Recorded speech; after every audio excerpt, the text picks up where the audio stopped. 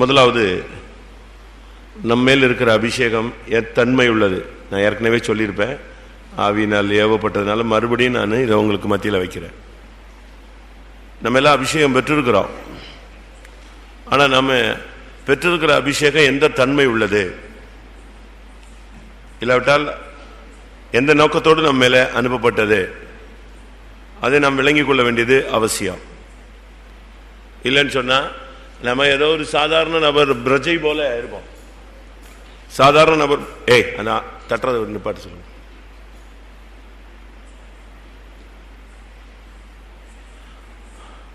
நம்முடைய ஜீவியத்தில் நம்ம ஏதோ ஒரு சாதாரண அபிஷேகம் பெற்று பேருக்கு ஒரு விசுவாசியாய் ஊழியக்காரராய் உட்கார்ந்துட்டு போயிடுவோம். ஆனால் நம்ம மேல உள்ள அபிஷேகம் எந்த தன்மை உள்ளது என்பதை விளங்கி கொண்டா அதன்படி நாம் ஜீவிக்க என்ன செய்யலாம், பிரயாசப்படலாம். அதை நாம் விளங்கிக் கொள்ளணும் ஃபர்ஸ்ட். அப்படி விளங்கிக் கொள்ளாத பட்சத்தில் நம்ம ஒரு நாமினல் கிறிஸ்டன், பெயர் கிறிஸ்தவர்களாக வாழ்ந்து விட்டு போயிடும். கேட்டால் நானும் அபிஷேகம் பெற்றிருக்கிறேன், நானும் பெந்தேகோஸ்தே சபையில தான் இருக்கிறேன் அப்படின்னு. ஆனால் ஒவ்வொன்றுக்கும் ஒரு நோக்கம் இருக்கிறது. அந்த நோக்கத்தை நிறைவேற்றாத பட்சத்தில் நமக்கு அந்த அபிஷேகம் கிடைத்ததுனால என்ன கிடையாது, பயன் கிடையாது. 1 ராஜாக்களில பார்க்கும் பொழுது வேதம் சொல்லுகிறது, 1 ராஜாக்கள் 19ஆம் அதிகாரம் 15, 16, 17, 15, 16 வாசி.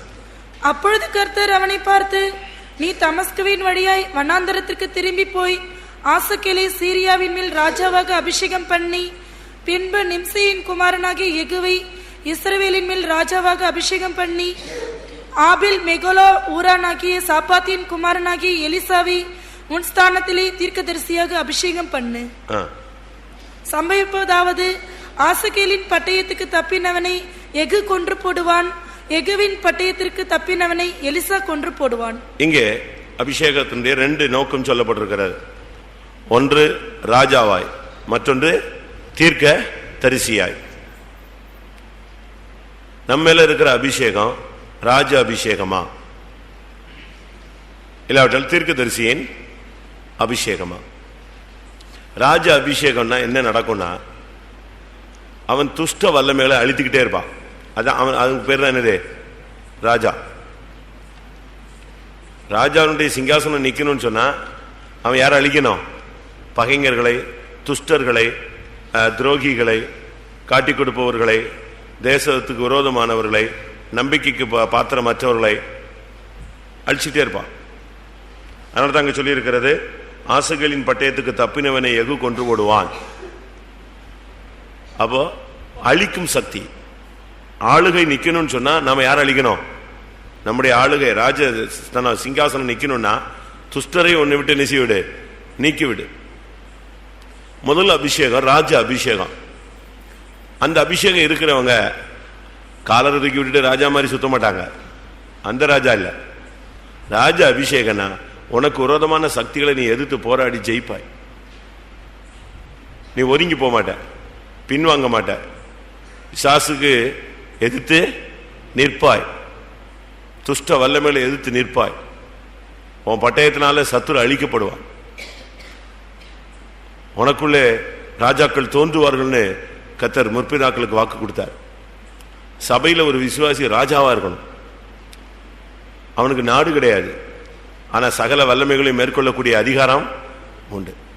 ஏதேன் தோட்டத்தில் முதலாவது மனிதனை கர்த்தர் எப்படித்தான் மாற்றினாரு? எல்லாவற்றையும் உண்டு பண்ணி சகலத்தையும்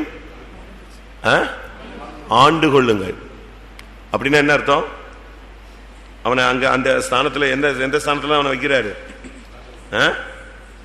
பூமியின் மேல் ஊறும் சகல பிராணிகளையும் ஆளக்கடவர்கள். 1:26 கடைசி. பின்பு தேவன் நமது சாயலாகவும் நமது ரூபத்தின்படியும் மனுஷனை உண்டாக்குவோமாக, அவர்கள் சமுத்திரத்தின் மச்சங்களையும் ஆகாயத்து பறவைகளையும் மிருக ஜீவன்களையும் பூமி அனைத்தையும் பூமியின் மேல் ஊறும் சகல பிராணிகளையும் ஆளக்கடவர்கள் என்றார். ஆளக்கடவர்கள் அதாவது எல்லாவற்றின் மேலேயும் என்ன இருக்கு? ஆளுகை இருக்கு, சகலத்தின் மேலும். அப்படி ஒரு பவர், அதான் ராஜ அபிஷேகம். இந்த அபிஷேகம் வந்தா உனக்கு தோல்வி கிடையாது. இந்த அபிஷேகம் வந்தா நீ சத்ருவை அழிப்பாய், இந்த அபிஷேகம் வந்தா சகலமும் உனக்கு என்ன செய்யும்? கீழ்ப்படும். இந்த அபிஷேகம் எத்தனை பேருக்கு இருக்கு? பாவத்தின் மேல் ஆளுகை, மாம்சத்தின் மேல் ஆளுகை, உலக ஆடம்பரங்களின் மேல் ஆளுகை. கர்த்தர் சொல்றாரு,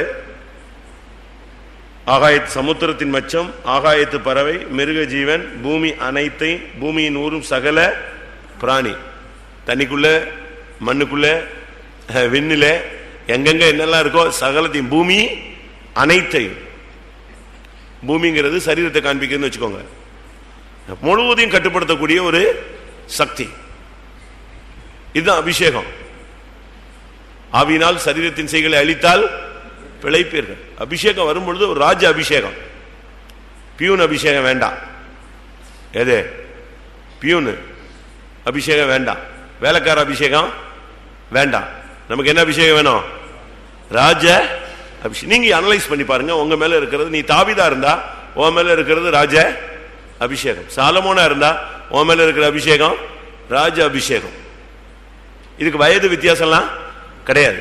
நீங்க பைபிள்ல படிச்சீங்கன்னா 7 வயசுல ராஜாவான ஆளுகள் எல்லாம் என்ன செய்யலாம்? பார்க்கலாம். அதனால நாம் இந்த நாட்களில் சரியான ஒரு ராஜ, உங்க மேல இருக்கிற அபிஷேகத்தை முதலாவது என்னன்னு கண்டுபிடிங்க. நான் அடிக்கடி சொல்லுவேன், ஒரு விசுவாசி ஒரு ஊழியக்காரன் தான் மேல இருக்கிற வரம் என்னன்னு பார்க்கணும். அந்த வரத்தின் தன்மை என்ன, அதை நம்ம முதல்ல பார்க்கணும். பிசாசு ஓட்டுற வரமா, வியாதியை சுகமாக்குற வரமா, அதை நம்ம ஃபர்ஸ்ட் அனலைஸ் பண்ணணும்.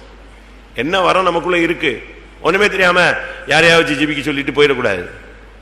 நீங்க பாருங்க, டாக்டர்ஸ் எல்லாம் போட்டிருப்பாங்க, என்னது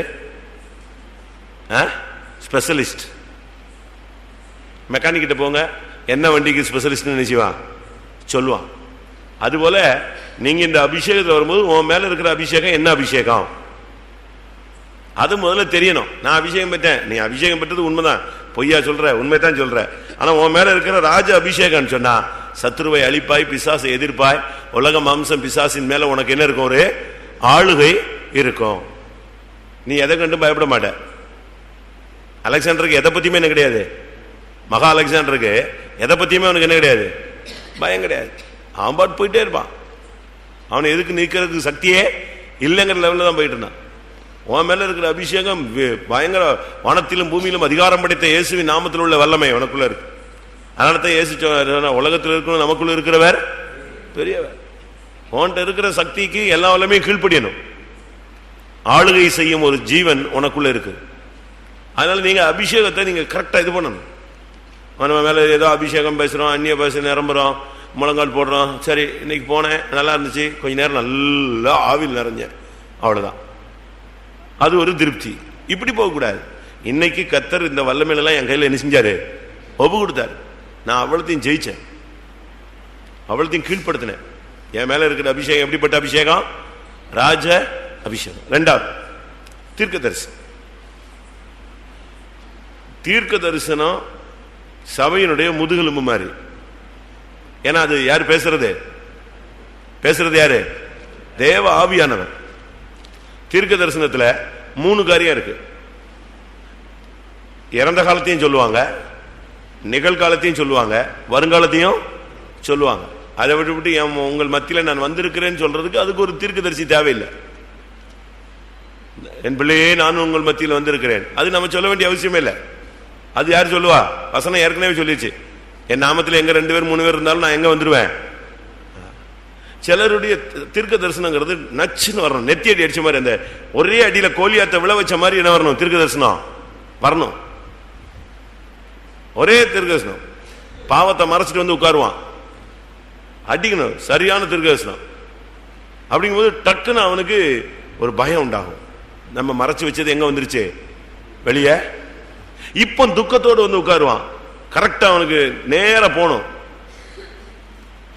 சில இடங்களில் சில தீர்க்க தரிசிகள் இருக்காங்க, ஆவியில நிறைஞ்சு நிறைஞ்சு நிறைஞ்சு நிறைஞ்சு நிறைஞ்சு குறிக்கப்பட்ட ஆள் முன்னால போய் நின்றுவான். கேள்விப்பட்டிருக்கீங்களா? இன்னொரு விசுவாசி இருக்க ஒரு இடத்த பாச சொன்னாரு. ஒரு பாஸ் பைபிளை தூக்கிட்டு சோத்திரம் ஆவியில் நிறைஞ்சு நிறைஞ்சு நிறைஞ்சு நிறைஞ்சு நிறைஞ்சு குறிக்கப்பட்ட ஆள்கிட்ட போய் மூக்கிலேயே வசனம் எடுத்துருவானா. நம்ம கை வச்சு தட்டுறோம்ல, அது மாதிரி அப்படியே ஆவியில் நிறைஞ்சு நிறைஞ்சு நிறைஞ்சு அவன் முன்னால் நின்னான்னா செத்தான் அவன் கதை சொல்லுவான். இப்படிலாம் இருக்காங்க.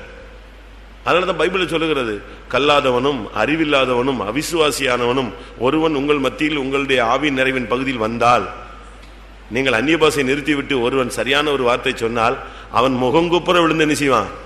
பணிவான். வரணும், தரிசனம் வரணும், தீர்க்க தரிசனம். இப்ப நம்ம பிரச்சனை என்ன தெரியுமா? நம்ம கதையை சரிப்படுத்துறதுக்கு இன்னும் ஒரு 1.5 மணி நேரம் ஆகணும். இந்த வண்டியை தள்ளி தள்ளி தள்ளி தள்ளி ஸ்டார்ட் பண்ணி சுத்தி. இந்த பழைய காலத்து வண்டியில பாத்திருக்கீங்களா? செல்ஃபுக்கு கிடையாது, என்னது, கம்பி வச்சு சுத்துவான்.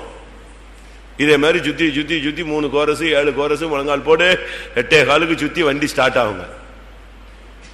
அப்படி அல்ல. நீ ஒரு தீர்க்கதரிசி, நீ வரும்போது ஆயத்தத்தோட வரணும். கர்த்தாவே உம்முடைய வார்த்தையை எனக்குள்ள என்ன செய்யும்? அனுப்போம்.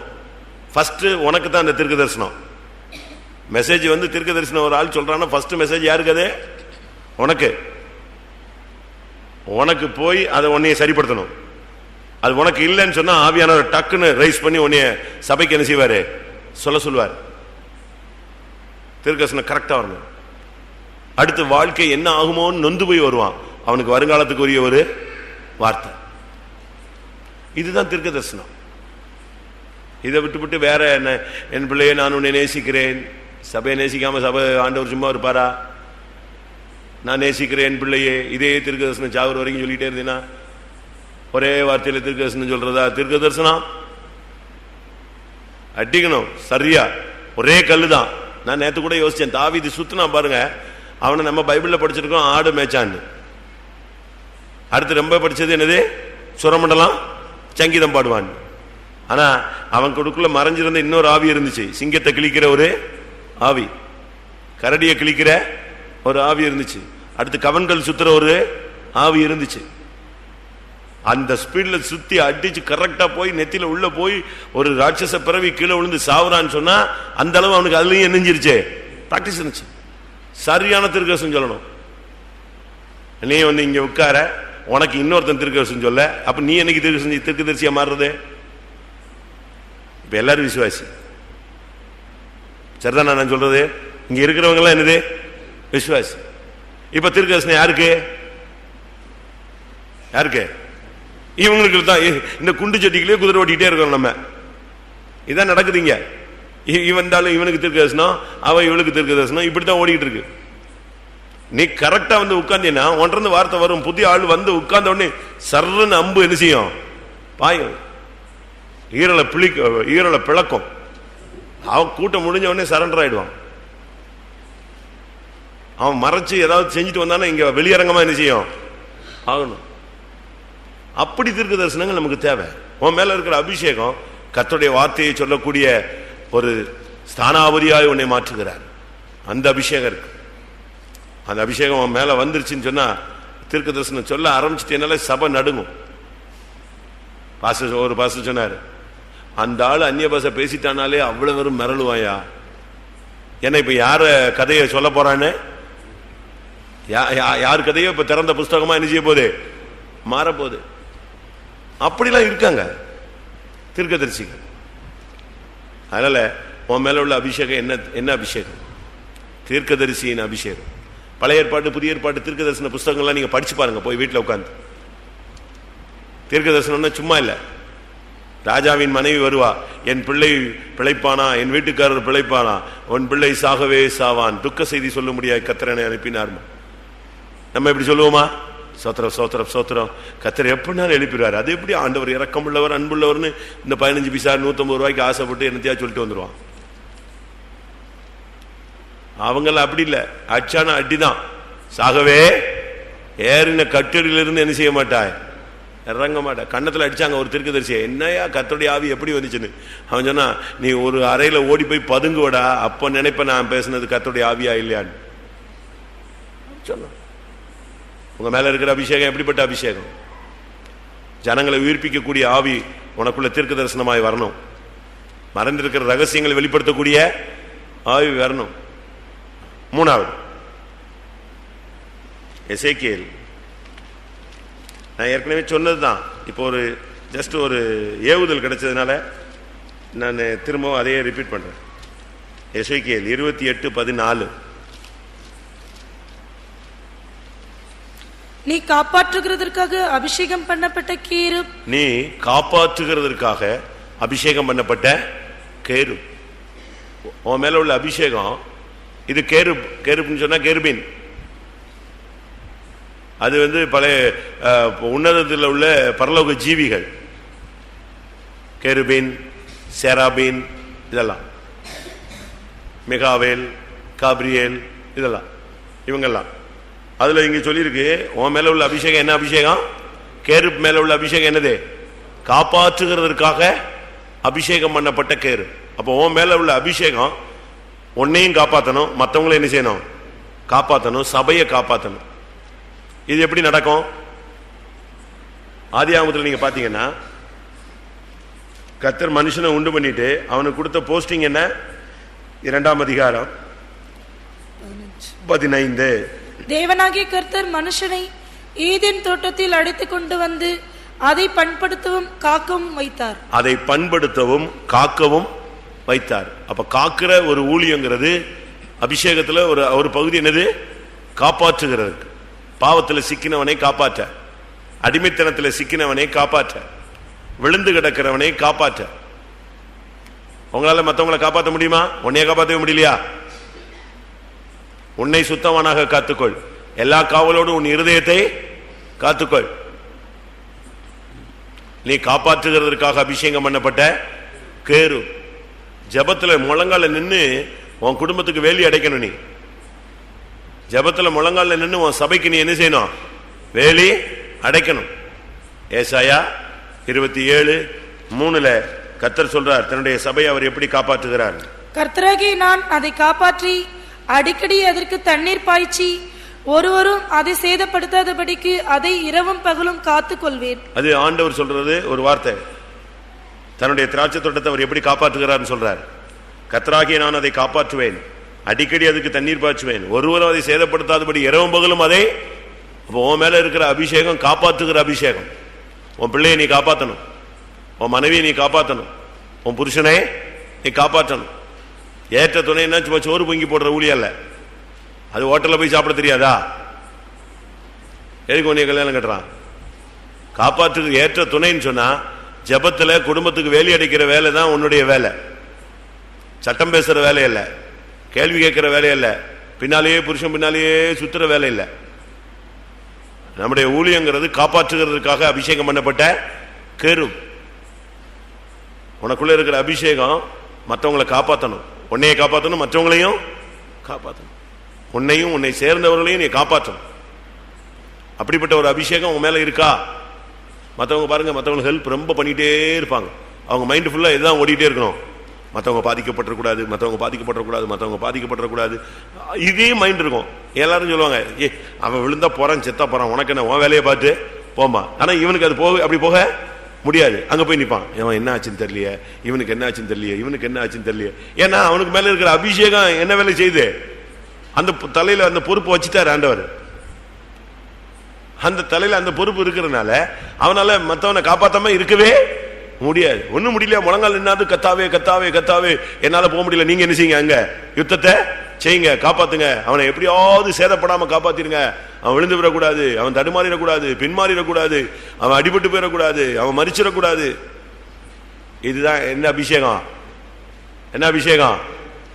அபிஷேகத்தை வாங்கிட்டு காத்திருப்படத்துல தூங்கிட்டு போறதுக்கு அவனுக்கு அபிஷேகம் கொடுத்தாரு. முக்காடு போட்டு முழங்கி வராமலே போறதுக்கு அவனுக்கு அபிஷேகம் கொடுத்தாரு. அபிஷேகம் மட்டும் நீ தெய்வ சமூகத்துக்கு வராதவனா நீ எவ்வளவு பெரிய குற்றவாளி. ராஜா சிங்காசனத்துக்கு வர வேண்டாமா? தீர்க்கதரிசி தன் ஸ்தானத்தில் நின்று கர்த்தருடைய வார்த்தையை சொல்ல வேண்டாமா?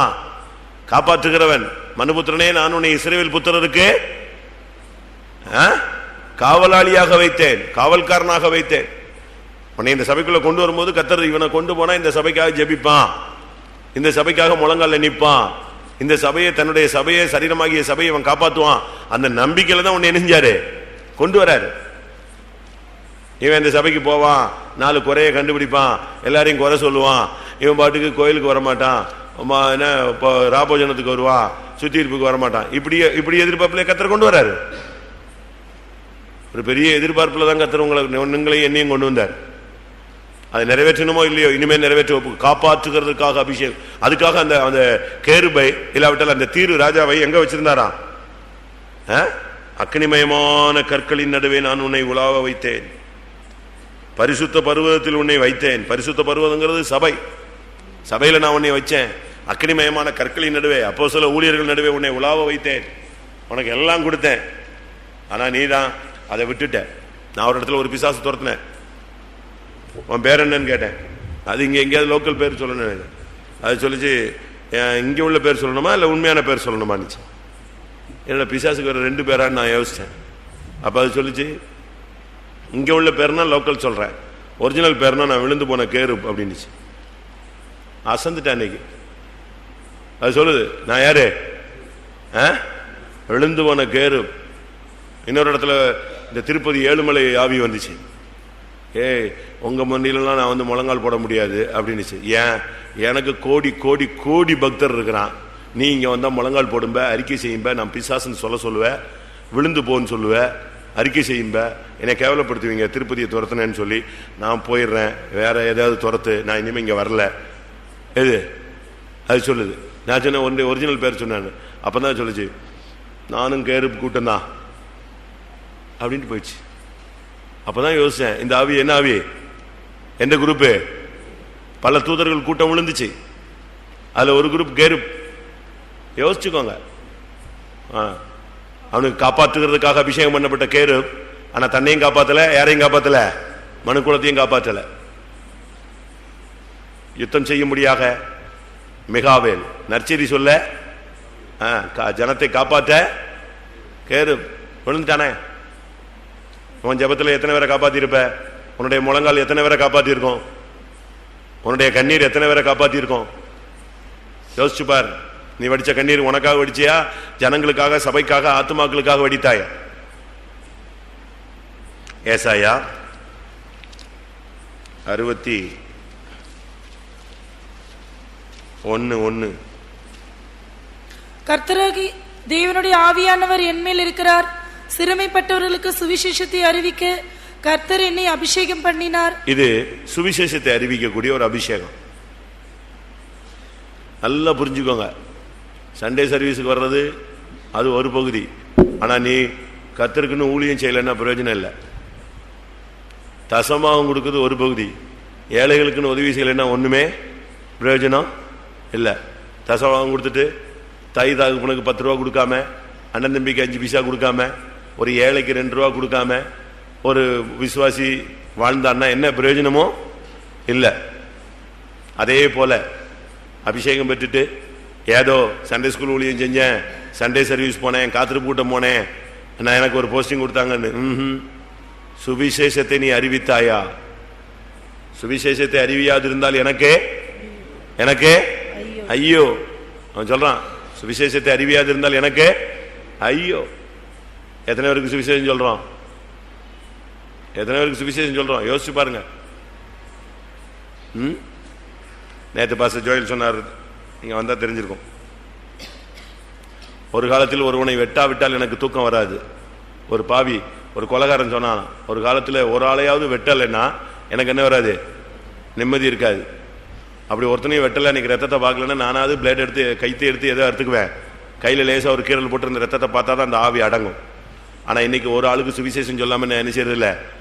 சுவிசேஷம் சொல்லட்ட எனக்கு என்ன கிடையாது? நிம்மதி கிடையாது. நானா ஒரு ஆளுக்காவது சுவிசேஷம் சொன்னா எனக்கு நிம்மதி. ஒரு காலத்தில் ஒருத்தனையாவது காயப்படுத்தினாதான் நிம்மதி.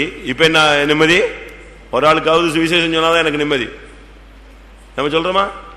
அவன் சொன்னா அவன் கேட்க மாட்டான், நாசரியத்துல அவனை சொன்ன கேட்க மாட்டான். இப்படி சொல்லி சொல்லி இந்த நாசரியத்து சபையை நாசம் பண்ணிட்டான். நம்ம விசுவாசி வரமாட்டான். இவன் ஃபர்ஸ்ட் அனௌன்ஸ்மெண்ட் என்னதுதான் சொல்லுங்க? அவிசுவாசம். எங்க சுவிசேஷம் சொன்ன அந்த ஊர்ல விட மாட்டாம்ல. சரி, எந்த ஊர்ல விடுவான்? அந்த தெருவில் சொன்னியா? இங்க சொல்ல முடியாது.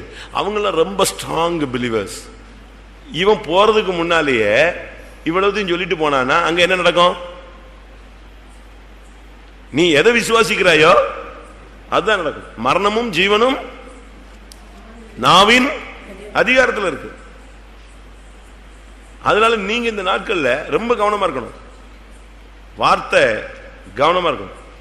கர்த்தர் உடைக்க கண்மலையை உடைக்கும் சம்மட்டி வந்துச்சுன்னா எந்த கல்மலையும் என்ன செய்யும்? உடைக்கும். நாகாலாந்து நீங்க பாத்தீங்கன்னா நர மாம்சம் சாப்பிட்டவங்க, நர மாம்சம் சாப்பிட்டவங்க நீங்க யோசிச்சு பாருங்க. இன்னைக்கு ஃபுல் 100% என்னது? கிறிஸ்டின். எப்படி மாத்தினாரு? முடியாது முடியாதுன்னு அவ்வளவு பேரும் சொன்னான்.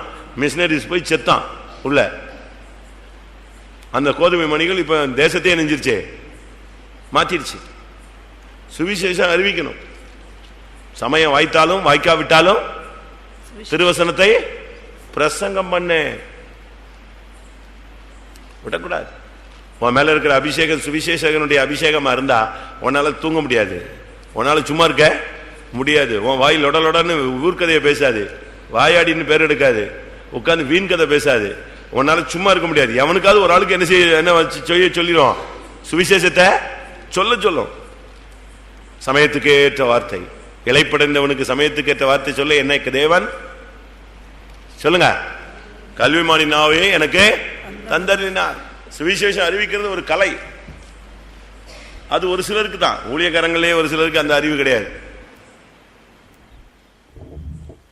ஊழியக்காரங்களே ஒரு சிலருக்கு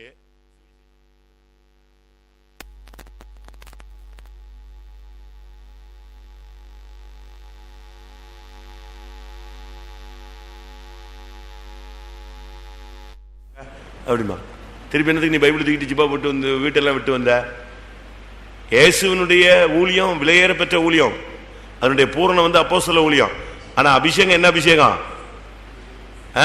அதனால தான் பவுல் சொல்லும் பொழுது நான் புறஜாதிகளுக்கு சுவிசேஷகனாகவும் பிரசங்கியாகவும் போதகனாகவும் 3 டைமென்ஷன்ல ஒர்க் பண்ணேன்னு சொன்னான். எங்க தெரியுமா அந்த வசனம்? நான் புறஜாதிகளுக்கு நான் போதகன், பிரசங்கி, சுவிசேஷகன். இதுதான் அவன் மேல இருந்த அபிஷேகம்.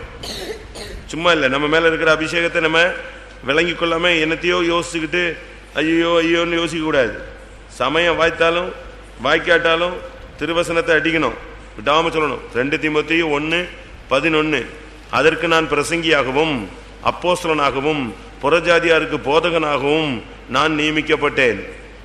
1 தீமோத்தேயு 2:7 இதற்காகவே நான் பிரசங்கியாகவும் அப்போஸ்தலனாகவும் புறஜாதிகளுக்கு விசுவாசத்தையும் சத்தியத்தையும் விளங்க பண்ணுகிற போதகனாகவும் நியமிக்கப்பட்டேன். அவனுடைய போஸ்டிங் பாருங்க, அப்பாயின்மெண்ட் ஆர்டர் சொல்றான். கர்த்தர் எப்படிலாம் மாத்தி வச்சிருக்காரு. அதனால நம்ம வந்து சும்மா இருக்க கூடாது, சுவிசேஷம் சொல்லணும். எனக்கு தெரிஞ்சு சில காலேஜ் பிள்ளைங்க இருக்காங்க, நம்ம காலேஜ் பிள்ளைங்க போனா அந்த பிள்ளைகளோட சேர்ந்து டான்ஸ் ஆட்டம் பாட்டம் போய் பின்மாறி போகுது. ஆனா நம்ம பிள்ளைகளே ஒரு சில பிள்ளைங்க இருக்கு, அதனுடைய வேலையே என்னதுதான்? சுவிசேஷம் சொல்றது. நான் அப்படி ரொம்ப பிள்ளைகளுக்கு ஞானசானம் கொடுத்துருக்கேன். சென்னையில் கொடுத்துருக்கேன், மதுரையில் கொடுத்துருக்கேன், சிவகாசியில் கொடுத்துருக்கேன். அந்த பிள்ளைங்க வந்து காலேஜில் ஹாஸ்டலில் தங்கி வாரம் வாரம் பிள்ளைகளை எங்கே கொண்டு வந்துடும்? இந்து, பிரதரன் சர்ச்சு, ஆர்சி, வேற கிறிஸ்டின் எல்லா பிள்ளைகளையும் கொண்டு வந்துருவாங்க. சனிக்கிழமை சாயங்காலம் பார்த்தீங்கன்னா எல்லாம் நம்ம சர்ச்சில் அட்டண்டன்ஸில் வரிசையாக முதல்ல உட்காந்துருக்கிறது ஃபுல்லாக என்னது? நகை போட்ட பிள்ளைகளாக உட்காந்துரும். அடுத்த ஞானசானத்தில் பார்த்தீங்கன்னா எல்லாம் என்ன செஞ்சிடும்? எடுத்துரும். அடுத்த ராபோஜனா அவங்களுக்கு தனியாக கொடுக்கணும், வந்துடும். இப்படி எத்தனை பிள்ளைங்க இப்போ எங்கெங்கெல்லாம் இருக்கு. அந்த பிள்ளை இந்த பிள்ளை ஒரு பிள்ளை தான், நம்ம பிள்ளை ஒரே பிள்ளை தான். நான் ஒரு பிள்ளை மெப்கோல காலேஜில் படித்த பிள்ளைய பார்த்தேன். அவளை பார்த்தா நம்மகிட்டலாம் அதிகமாக பேச மாட்டா, ரொம்ப சாத்வீகமாக இருப்பா. அவங்க வீட்டில் உள்ள சூழ்நிலையில் அவன் நகை போட்ட பிள்ளை தான். திடீர்னு பார்த்தா ஒரு நாள் ஞானசானம் அனௌன்ஸ் பண்ணுறேன், 6 கேர்ள்ஸை கூட்டு வந்துட்டா. அது பிறகுதான் தெரியும் இவன் அங்கே என்ன நடத்திக்கிட்டு இருக்கா. இங்கே வந்து அவ்வளோத்தையும் அப்படியே இழுத்து வச்சுக்கிட்டு அழகாக அங்கே போய் இதை சொல்லி சொல்லி சொல்லி சொல்லி கொடுத்து ப்ரேயர் செல் நடத்தி அங்கே பிள்ளைங்க என்னது 6 பிள்ளைங்க ஞானசானத்துக்கு வந்தாச்சு. வந்தா அதில் ஒரு பாஸ்டர் பிள்ளையும் வந்துட்டா, வேற ஒரு சர்ச்சில் உள்ள பாஸ்டர் பிள்ளை. அவங்க அப்பா போனை போட்டு நீ இங்கே வா, அங்கே எடுத்துடாத ஞானசானன். நான் சொன்ன உனக்கு சத்தியம் வேணுமா எது வேணும் எடுத்துட்டா. யோசிச்சு பாருங்க, வேற பிள்ளைங்கள்ட்ட சுடிதார இது போட்டுக்கிட்டு, ஏன்னா ட்ரெஸ் நனைஞ்சா எங்கே போக முடியாது, அங்கே கொண்டு போக முடியாது. இப்போ மற்றவங்கள்ட்ட சுடிதாரை வாங்கி போட்டு ட்ரெஸ் மாற்றிட்டு ஞானசானம் எடுத்து இப்படிலாம் செய்கிறாங்க. அதுக்கெல்லாம் காரணம் ஒவ்வொரு சில பிள்ளைகளுடைய சுவிசேஷத்தின் ஆவி. உனக்குள்ள இருக்கிற ஆவி அப்படி இருக்கா? இருக்கா? இந்த பாட்டிமாரெல்லாம் காலையில இருந்து சாயங்காலம் வரைக்கும் வீட்டில் சும்மா உட்கார்ந்து இந்த கிளவிகள் கதையை பேசுறீங்களே, போலாமே, திருவள்ளூர் நகர் போகலாம், என்னென்ன நகர்லாமோ இருக்கு இந்த ஏரியால, போகணும், 4 பேருக்கு சுவிசேஷம் சொல்லணும், 2 வீட்டில் ஏச்சு வாங்கணும், 2 வீட்டில் கதவை பூட்டி வெளியே தள்ளுவான், வந்துடணும். அப்போ உங்களுக்கு வேதனை உண்டாகும், என்னை கேவலப்படுத்திட்டானே சுவாமி, அவனை சந்தியும் ஆண்டவரே. உடனே அவன் மண்டையில் என்ன செய்யும்? கோபம் அவன் மேல வராது, அவன் துரத்திட்டானே, அவனை விட்டானீங்க, பிடிங்க பிடிங்க பிடிங்கன்னு ஜெபம் பண்ணுவீங்க. இந்த ஜெபத்தை கேட்டு அவர் கொஞ்சம் திரும்புவாரு. அந்த வீட்டில் யாராவது ஒரு ஆளுக்கு வியாதி, பலவீனம், பிசாசுன்னு வரும், அவன் வந்துடுவான். வருவானா வரமாட்டானா?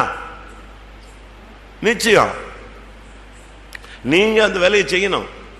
அதுக்காக எல்லா வீட்லயும் வாங்க, உட்காருங்க, காஃபி குடிங்க, சாப்பிடுங்க, வர வாரம் வாங்கன்னு சொல்ல மாட்டான். பிசாசுங்க ஒயிட் அண்ட் ஒயிட் போட்டு வந்துச்சு காலங்காத்தாலம்மா, ஏச்சு வாங்கிக்கணும். இதெல்லாம் சகிச்சுதான் சிலுவையை சுமக்கிறது, சும்மா இல்ல, வேடிக்கை இல்ல. உன் மேல உள்ள அபிஷேகம் எப்படிப்பட்ட அபிஷேகம்? சுவிசேஷகனுடைய அபிஷேகம். சுவிசேஷகனுடைய இயேசு ஒரு சுவிசேஷகன். முடிவு என்னது? சிலுவை.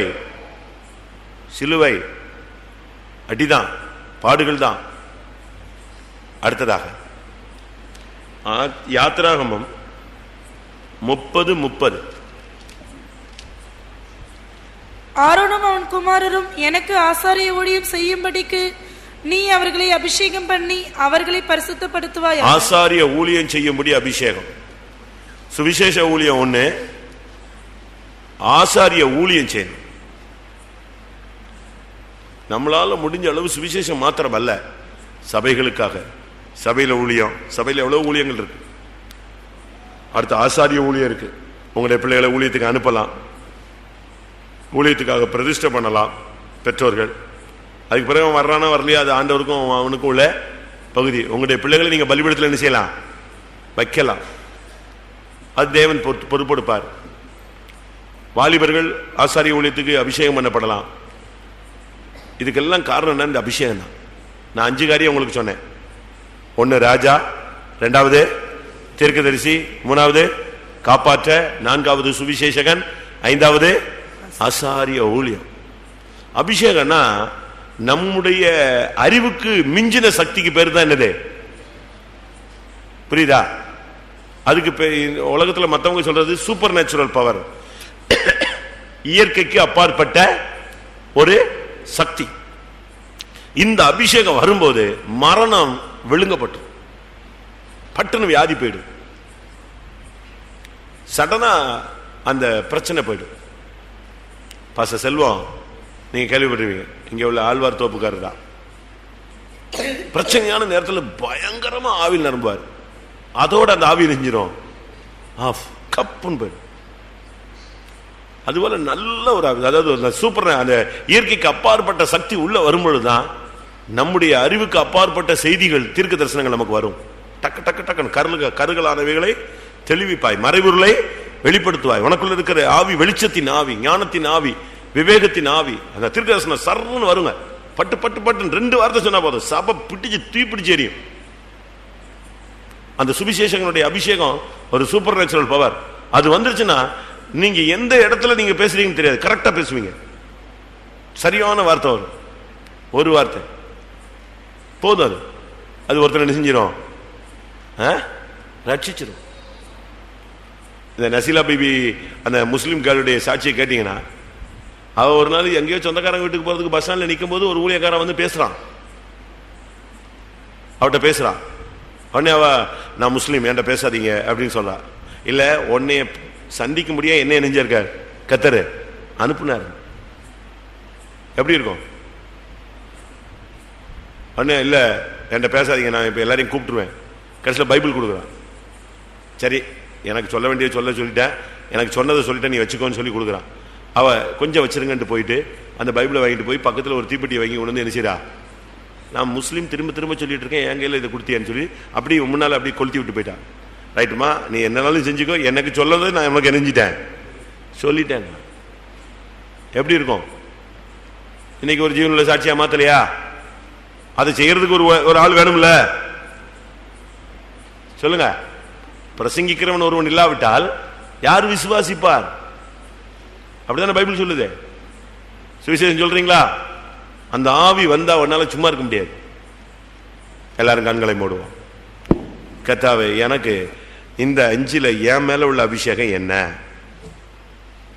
நீ இன்ஜினியரா, டாக்டரா, டீச்சரா?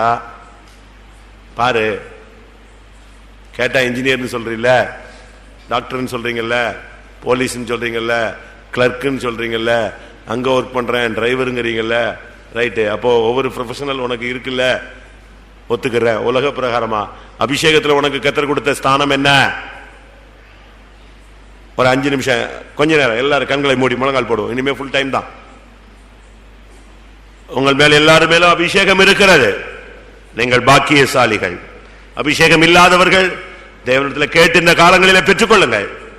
நான் கேட்டேன் கிடைக்கலங்கிறது அது சரியான அறிக்கை அல்ல. ஆண்டவரே, வேதவசனத்தை உண்மை என்று நான் விசுவாசிக்கிறேன். என்னை இந்த நாட்களிலேயே அபிஷேகம் பண்ணிருந்தா இன்னும் நான் உமக்காக பிரகாசிக்க எனக்கு டைம் நல்லா கொடுத்தது போல இருக்கும் சுவாமி.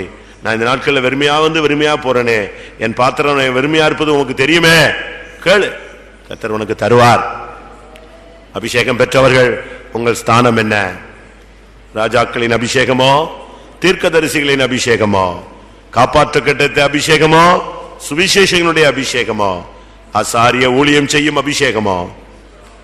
அதை நீங்கள் விளங்கிக் கொள்ளுங்கள், நிதானித்துக் கொள்ளுங்கள், அதை பராமரித்துக் கொள்ளுங்கள். இப்பொழுது ஒரு விஷயத்தை புதுப்பித்து பெற்றுக் கொள்ளுங்கள்.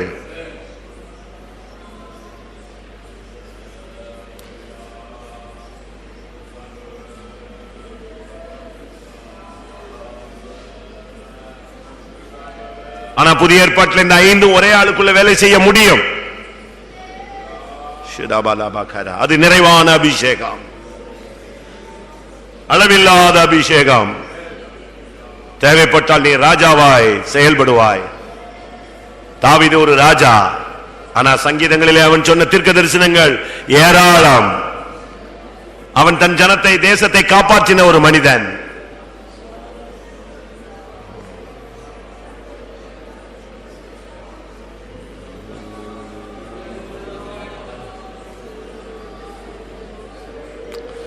சும்மாய் முழங்கால் போட்டு நேரத்தை வீணாக்கலாம், அதை பயன்படுத்தவும் செய்யலாம்.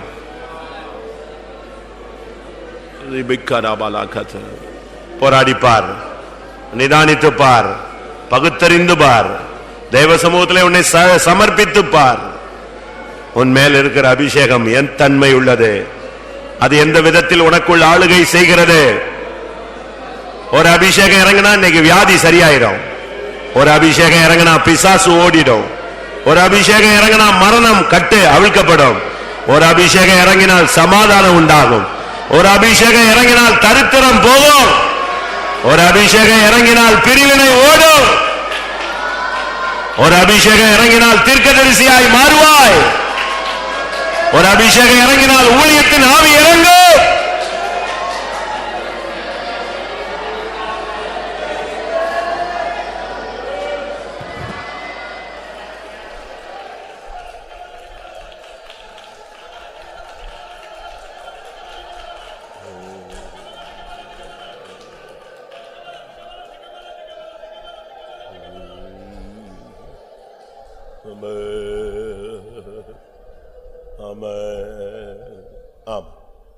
கர்த்தருடைய ஆவியானவருடைய ஆளுகைக்காய் ஸ்தோத்திரம் பண்ணுவோம்.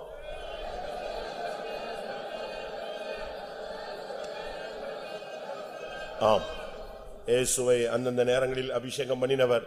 நாம் போகிற பாதைகளுக்கு ஏற்ற, நாம் இருக்கிற நிலவரத்துக்கு ஏற்ற ஒரு அபிஷேகத்தை இந்த மாலை வேளையில தேவன் நமக்கு அனுப்பி தந்தார். அதற்காக ஸ்தோத்திரம் பண்ணுவோம். ஹல்லேலூயா, ஹல்லேலூயா, ஹல்லேலூயா, ஹல்லேலூயா. பெற்ற அபிஷேகத்தில் நிலைத்திருந்து வளர்ச்சி அடைந்து பூர்ணத்தை சந்திக்க எல்லாருக்கும் அருள் செய்ய முடியாது. ஸ்தோத்திரம் பண்ணுவோம்.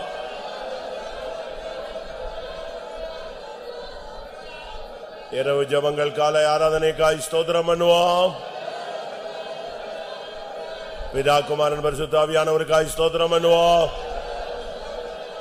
எல்லா மகிமையும் அவருக்கே செலுத்தி ஸ்தோத்திரம் பண்ணுவோம். ஜெபம். பரிசுத்தமுள்ள நல்ல ஆண்டவரே, ஆசீர்வதிக்கப்பட்ட மேல் சமத்துக்காய் நன்றியோடு ஸ்தோத்திரிக்கிறோம். பரிசுத்த ஆவியானவர் ஆண்டவரே, இந்த கத்தாவே முதல் கத்தாவே மாலை வேளையில் தேவாவியான எங்கட மத்தியிலே கடந்து வந்து காலையில் இருந்து உபவாச ஜெபத்தை ஆசீர்வதித்தீர். இந்த மாலை கூட்டத்தில் எங்களுடன் கத்தாவே ஆவியான எங்கட மத்தியில் இறங்கி வந்தீர் ஆண்டவரே. எங்களை ஒருவரையும் வீட்பிக்கிறவராக உம்முடைய ஆவியினால் பலப்படுத்துகிறவராக உம்முடைய ஆவியினால் அபிஷேகிக்கிறவராக ஆண்டவரே உன்னதமான தேவகுமாரன் எங்கட மத்தியில் இறங்கி வந்தீர். அதுக்காக ஸ்தோத்திரம் ஆண்டவரே. ஆண்டவரே மிக்க ஸ்தோத்திரம் கத்தாவே. நீர் அநாதியார், நீர் அபிஷேகிக்கப்பட்டீர் ஆண்டவரே. கத்தாவே மிக்க ஸ்தோத்திரம். உம்முடைய பிறப்பில் ஒரு அபிஷேகம் உண்டு கத்தாவே. உம்முடைய வளர்ப்பில் ஒரு அபிஷேகம் உண்டு கத்தாவே. ஆண்டவரே மிக்க ஸ்தோத்திரம் கத்தாவே. ஞானஸ்நானத்தில் ஒரு அபிஷேகம் உண்டு கத்தாவே. ஆவியானவரே மிக்க ஸ்தோத்திரம். உம்முடைய ஊழியத்தில் எங்கூட ஒரு அபிஷேகம் உண்டு கத்தாவே. சுவிசேஷம் அறிவிக்கும்படியாக உம்முடைய அபிஷேகம் பண்ணப்பட்டீர் ஆண்டவரே. ஆவியானவரே மிக்க ஸ்தோத்திரம். ஆண்டவரே கிறிஸ்துவை மருத்துவர் எழுப்பினுடைய ஆவி உங்களில் வாசமாயிருந்தார். அற்பமான மாம்சமான சரீரத்தை எங்களை சரீரங்களை உம்முடைய ஆவியினால் எங்களை வீட்பிக்கிற தேவனாய் இந்த மாலை வேளையில் எங்கட மத்தியில் கடந்து வந்தீர். உம்முடைய ஆவியினால் எங்களை வீட்பித்தீர். உம்முடைய ஆவியினால் எங்களை அபிஷேகம் பண்ணினீர் ஆண்டவரே. எங்களை ஒவ்வொருடைய நிலவரங்களுக்கு ஏற்றார், அந்தந்த சந்தர்ப்பங்களுக்கு அந்தந்த நிலவரங்களுக்கு ஏற்றார் கர்த்தருடைய ஆவியானவர் இந்த மாலையில் எங்களை ஒவ்வொருவரை அபிஷேகித்திருக்கா நன்றியோடு ஸ்தோத்திரிக்கிறோம்.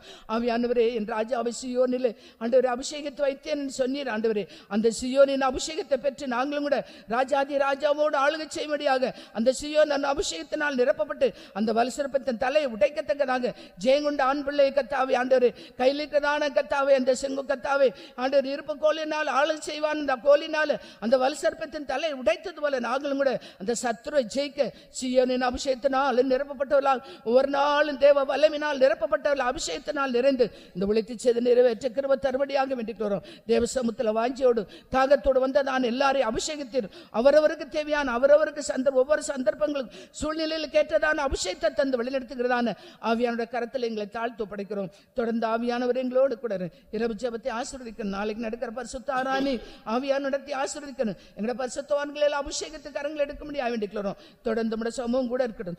தேவ சமூகத்தில் வந்த மக்கள் எல்லாம் கர்த்தர் ஆசீர்வதித்து அனுப்பும். எல்லா துதிக்கும் நம்மையும் எடுத்துக்கொள்ளும். இயேசுவின் நாமத்தில் வேண்டிக்கிறோம் பிதாவே. ஆமென். நம்முடைய கர்த்தராகிய இயேசு கிறிஸ்துவின் கிருபையும் பிதாவாகிய தேவனுடைய அன்பு பரிசுத்த ஆவியின் ஐக்கியமும் நம்முடைய சகல பரிசுத்தவான்களுடைய கர்த்தராகிய இயேசு மகிமையிலே வெளிப்படும் மட்டும் இருப்பதாக.